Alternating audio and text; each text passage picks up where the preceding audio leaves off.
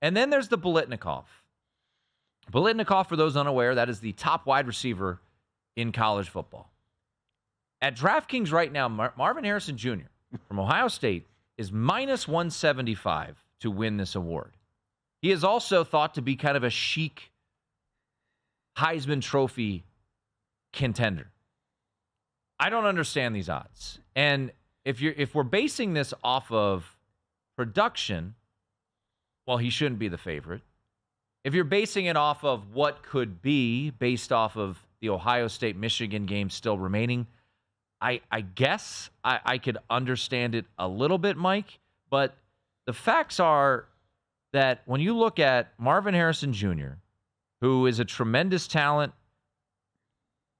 however, he is 9th in the nation in receiving yards, behind Troy Franklin of Oregon, Luther Burden of Missouri, Rome Odunze of Washington, and number 1 is Malik Nabers of LSU.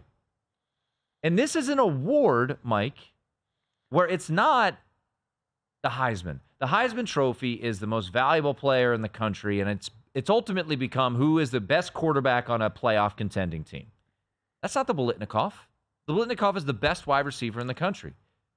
On Saturday, and I know it's just one game, but on Saturday, I was sitting there on my couch, had Ohio State Rutgers on one TV. He had 4 catches for 25 yards. He had 2 touchdowns, 4 catches for 25 yards. In a game, they were struggling, right? Mm-hmm. LSU, Malik Nabers, they were on the road at Alabama. Malik Nabers had 10 catches for 171 yards and a touchdown.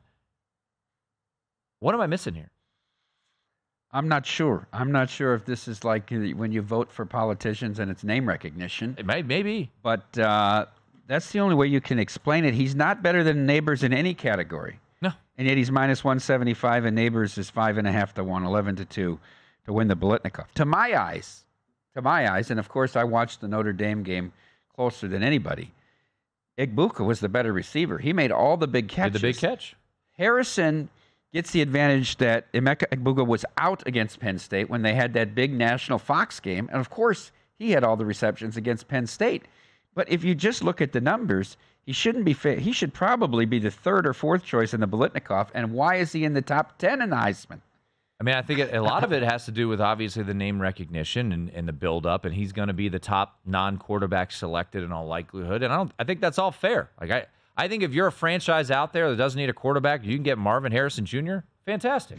But that's not what we're doing here. We're picking the best wide receiver in college football, and to me, it's Malik Nabers of LSU. Luther Burden, I think, is a phenomenal talent. And I've heard this argument be said, well, Malik Nabers has Jaden Daniels. Luther Burden has Brady Cook. Roma Odunze has Michael Penix Jr. Troy Franklin has Bo Nix. Keon Coleman has Jordan Travis. And Marvin Harrison Jr. has, let's be honest, not a great quarterback in Kyle McCord, it seems right now. But I think you make a really good point. Okay,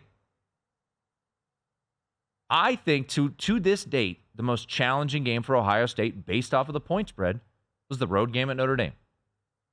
He had 3 catches for 32 yards, no touchdowns. Yeah. Now, he played phenomenally against Penn State, but this is why I knock him for the Heisman. What's the best thing about Ohio State this year? Their defense. Their defense is better than their offense, so why should Marvin Harrison be up for the Heisman? Why would 9 folks at The Athletic put them in their straw poll? So, I don't know. It feels like, I always joke about it, like, with point spreads. You feel Notre Dame, Clemson, for instance, ding, put up a marker. That was a trap line, right? Everybody felt like Notre Dame's too short. Obviously, Clemson goes out and win. Am I missing something? Is this a trap? Like, am I getting spooked? Am I getting bamboozled into looking at Malik Nabers here, who leads Marvin Harrison in every single statistical category out there for wide receivers? I don't think so. And as far as the Heisman goes, I mean, if you want to go back to Devonta Smith, he's not going to come anywhere close to putting those numbers up this year. 2,000 receiving yards. Yeah, 1850, 117, 23 touchdowns. And they say, Mac Jones an average quarterback. I don't see it. I don't see how he's really in the Heisman conversation. And at the end of the day, they're going to have to play Michigan. You don't expect him to put up flashy numbers against Michigan. I mean, I guess if he does, then he can earn this award and those odds be reflective. But and let me ask you this, Mike, someone who works so closely to folks behind the counter here at Circa, do you think this is a situation where they're expecting Marvin Harrison to?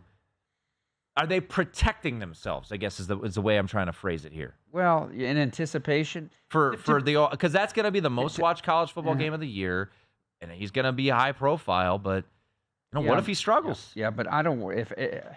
We also don't want to take bets on Neighbors when he leads every statistical category as well at 6-1. Yeah. We'd rather people lay it than take it. So we'll see. We'll see here, but this is puzzling. They're begging you to bet Neighbors. They are. And I think you got to, maybe it's a sucker bet, but at plus 550, I don't know. I mean, for the guy that's leading every statistical category, look, I guess you can argue out of sight, out of mind, but to me, this isn't the Heisman. This is a guy that, leads up. But I'll say this, get your markers ready.